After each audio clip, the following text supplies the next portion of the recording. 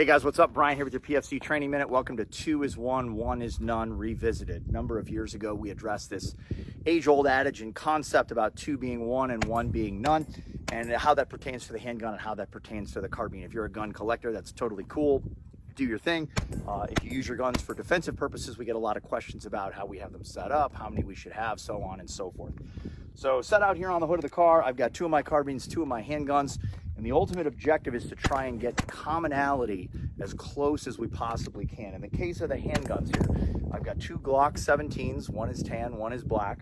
Both of them have a grip reduction, both of them have a straight back strap, both of them have serrations on the slide, both of them have an RMO6, the same size dot and everything that is cut into the slide.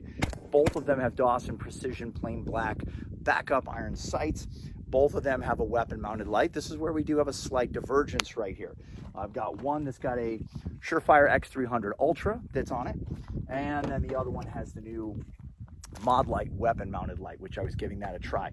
I've really kind of fallen in love with this thing, and I'll ultimately probably wind up replacing that X300. But in the interim, one of the things is that the switching modality as far as how to get that light to activate is the same whether I'm on the Mod Light and I'm pushing down with my thumb to get full on, or in this case here, I'm on the Surefire X300 and I push down with my thumb and I get that sucker to stay on.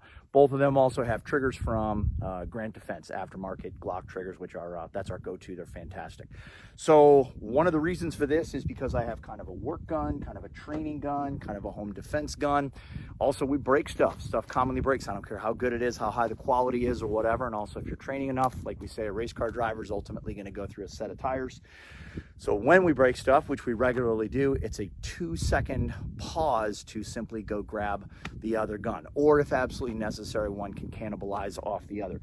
There's some high-level operating units that steal this concept so that they can be on the range training, they can be doing work, and if they suddenly get a page or they get a call and they gotta go, and their guns are filthy and they're nasty and they're beat up or broken or whatever it is, it's simply a matter of going over and getting the alternate weapon that's set up identically like the other.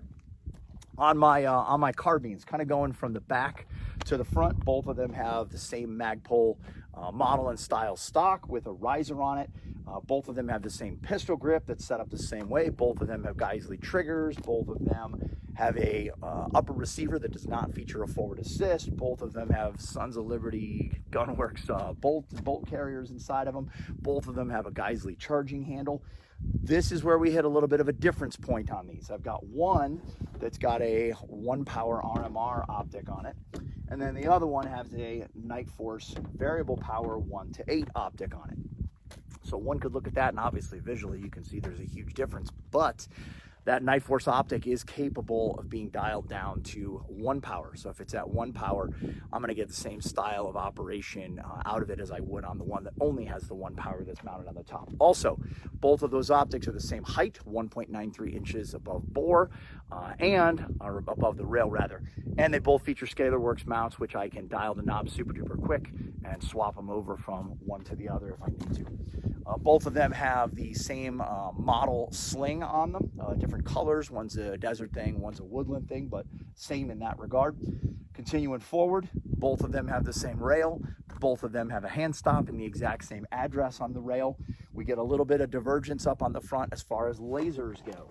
So I have a infrared and visible red light laser that's mounted on the front of this guy right here.